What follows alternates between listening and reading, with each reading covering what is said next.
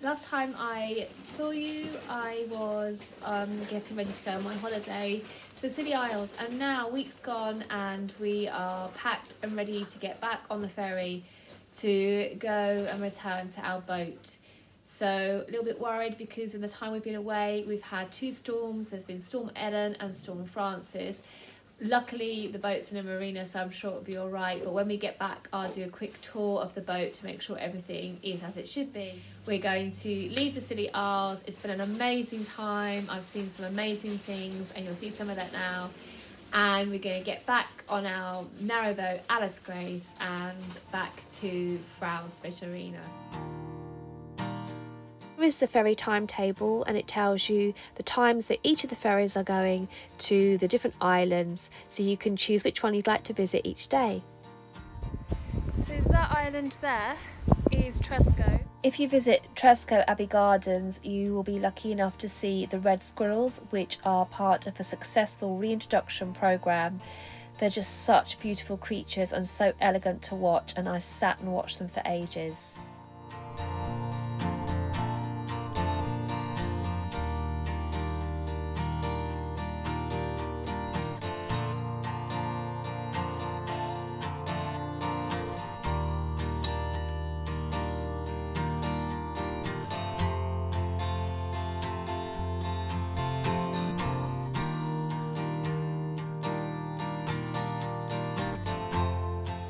And this island behind me is Samson, and that's uninhabited, that island, and we took the boat out. On the way back, we were lucky enough to see these three magnificent black swans, which are a real rare sighting in any UK waters. On our first day in St Mary's, a dream came true for me when I got to see these wonderful dolphins splashing about in the water in front of us.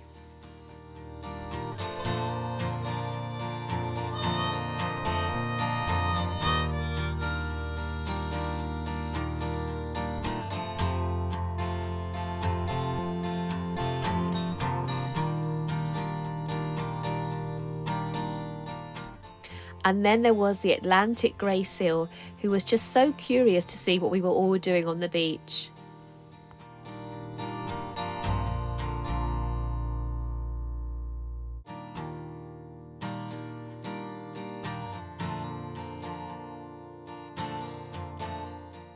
And as for Zephyr, it was the perfect holiday for her too, because she loves digging in the sand, she loves swimming in the sea, and this year on her holiday my daughter taught her how to go down a slide.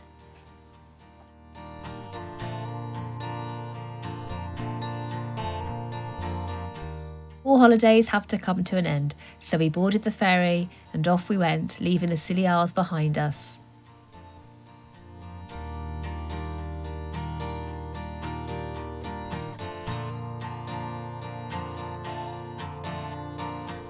So we eventually got back onto our narrowboat about midnight, and we'd stopped off just before at my sister-in-law's house because she lives along the journey, and my mother-in-law was out. It was so lovely to see them and so kind of them to open up their house to us at 10 o'clock in the evening to give us some coffee to keep us going on our journey back to Frouds Bridge Marina. So it was really dark when we got back, so obviously I couldn't see the boat properly. However, the following morning we got up and I did a tour of the boat to make sure everything was as it should be, and it was, thankfully. So I thought I would share the tour of my boat with you. Just to give you a little bit of history, we moved into the boat a year and a bit ago. The boat's 3 years old. We bought it in November 2 years ago. It's changed our life, it's changed my life.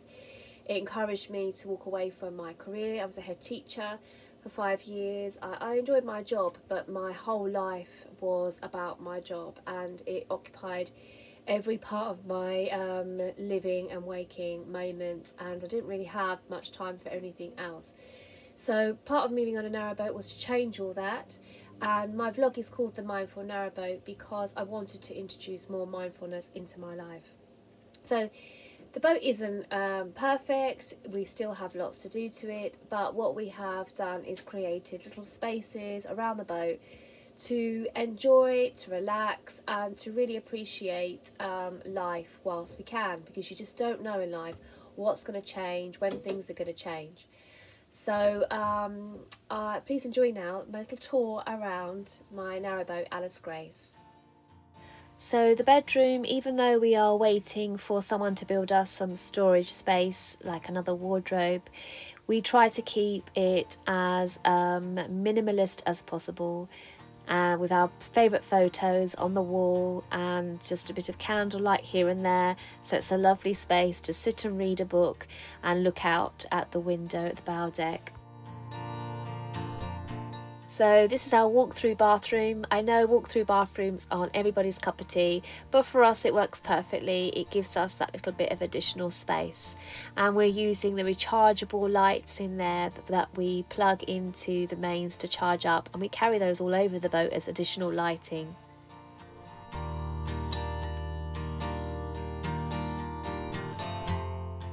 And then we go through into our lounge.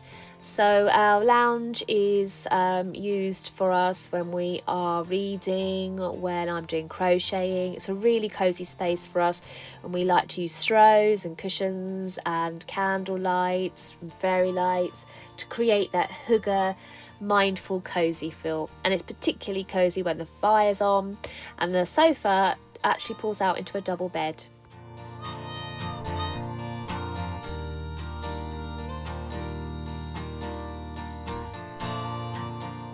We made our coffee table out of a piece of lock gate that blew out in a storm in the River Severn as we were approaching the lock. Now the Dinette or Dinette, or however you say it, is one of our favourite spaces because we have a raised table which enables us to have a view out from the duck hatch and also opposite where the window is.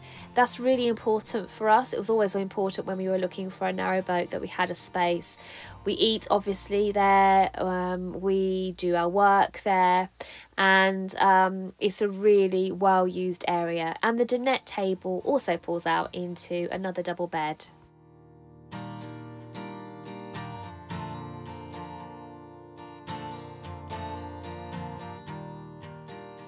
And finally, our last indoor space is our kitchen, which I have grown to love. Never liked kitchens before, was always too busy with work to enjoy cooking, but now I really love cooking and experimenting with different vegetarian, particularly and vegan recipes. And I find a lot of happiness in cooking in this kitchen.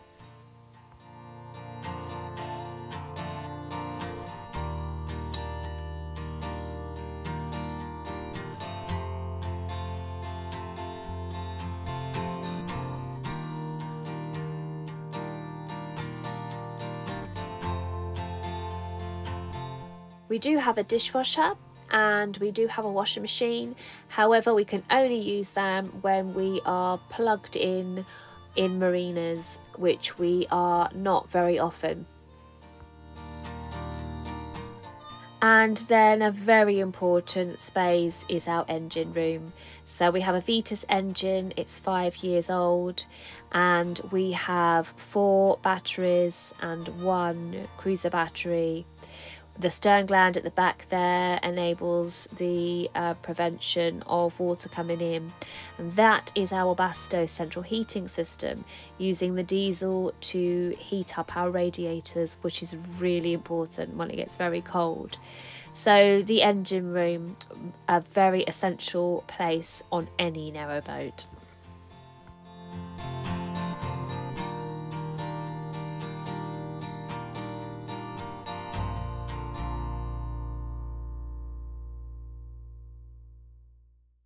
And finally, our garden, a little sanctuary for 1 and 2 at a squash to sit and enjoy and view the world outside from. So today, in a moment, we are going to get the engine running and we're going to leave Frouds Bridge Marina. We've made full use of the electricity and water in the day that we've been here. And now we're going to take a journey back down to finish the Kennet and Avon. And we have a new journey planned now for the autumn and winter months. So you'll have to stay following this vlog to see where we go. But I hopefully have created a moment of mindfulness for you now as we leave Frouds Bridge and move further down the end of the Kennet and Avon. Have a lovely week, look after yourself and take care, and hopefully you'll join me next week to see where we are. Take care.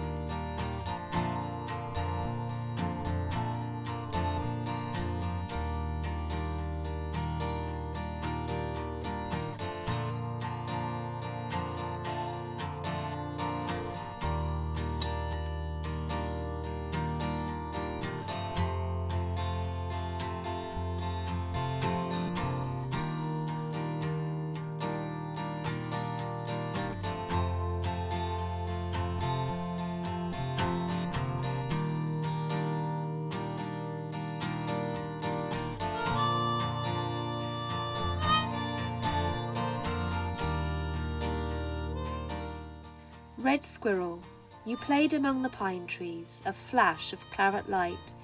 Your tufted ear fur in the breeze made a captivating sight.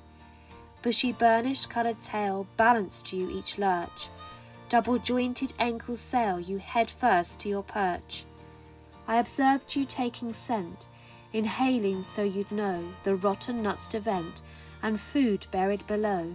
I admired you that day, revelling reds without a care, and wished that others could survey your refinement red and rare.